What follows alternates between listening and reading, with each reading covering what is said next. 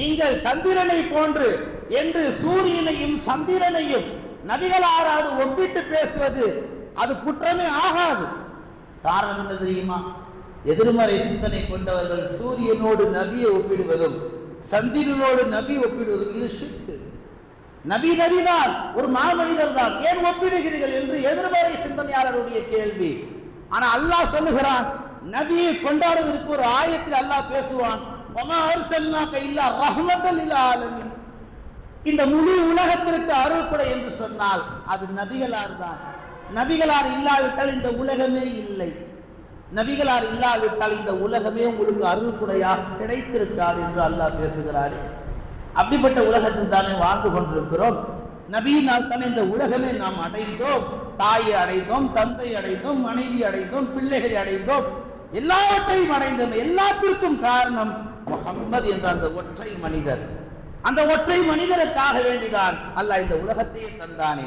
அப்படிப்பட்ட ஒற்றை மனிதருக்காக தந்த அந்த உலகத்திலே வாழ்ந்து கொண்டு நபியை புகழ்வது ஷிர்க் என்று சொல்வதுடைய தடித்த நாவுகளுக்கு அல்லாஹ் தண்டனை தரட்டும். அன்பார்ந்தவர்களே, நபியை புகழ்வதற்கு எவன் தடையாக நிற்பானோ வார்த்தைகளால், செயல்களால், உறுப்புகளால், அவனை நாம் ஒன்று செய்ய வேண்டாம், அல்லாஹ்வே பார்த்துக் கொள்வான். அன்பார்ந்தவர்களே, நாயகத்தினுடைய ரவுதா ஷரீஃப் 1970ஆம் ஆண்டு மதீனாவினுடைய ரவுதாவுக்கு முன்னால் அன்றைக்கு இருந்த மூத்த உலமாக்கள் எல்லாம் பெருமானார் கபருக்கு முன்னால் மௌலூத் ஷரீஃப் பாடல்களை பாடி இருக்கிறார்கள். யூடியூப்ல சர்ச் பண்ணி பாருங்க. நாம எந்த வருஷத்தையும் தேடுற வரலாறே தேடுறதில்லை. இன்னைக்கு பொழுது போனா போதும் என்று கடந்து வாழ்ந்து கொண்டிருக்கிறோம்.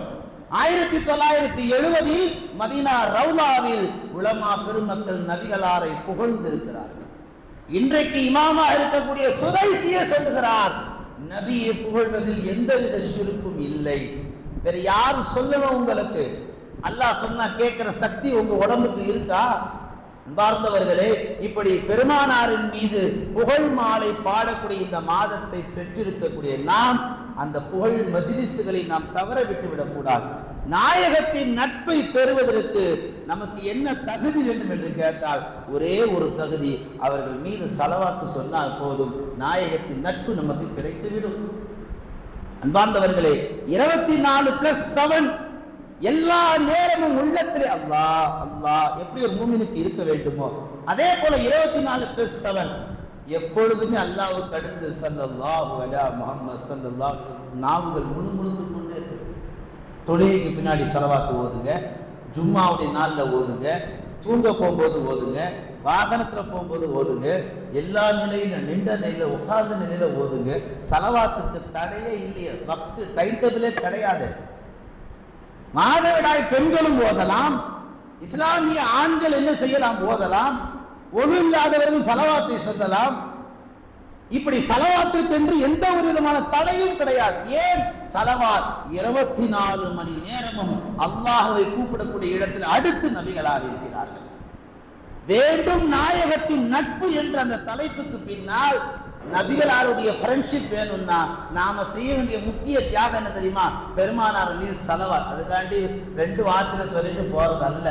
ஒரு 30 நிமிடமாவது மௌலூதுடைய மஜ்லிஸ்ல நாம உட்காரணும்.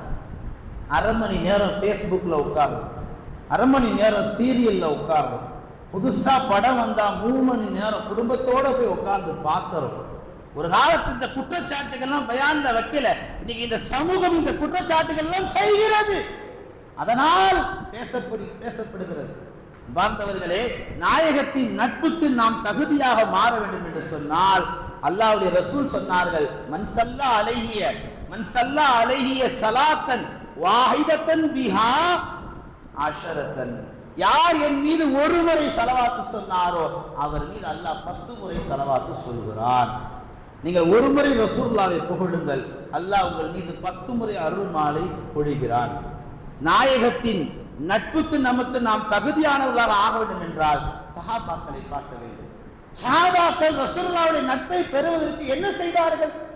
ஏகப்பட்ட தியாகங்கள் செய்தார்கள். ஒன்றல்ல ரெண்டல்ல. சஹாபாக்கள் அதற்கு தந்த விலை என்ன? உயிர். சஹாபாக்கள் நாயகத்துடைய நட்பை பெறுவதற்கு கடைசியா தந்த ஒரு விலைமதிக்க முடியாத ஒரு பொருள் என்றால் அது உயிர் தான். சஹாபாக்கள் அந்த அளவுக்கு நாயகத்தை நேசித்தார்கள். வரலாற்றிலே ஒரு சம்பவம்,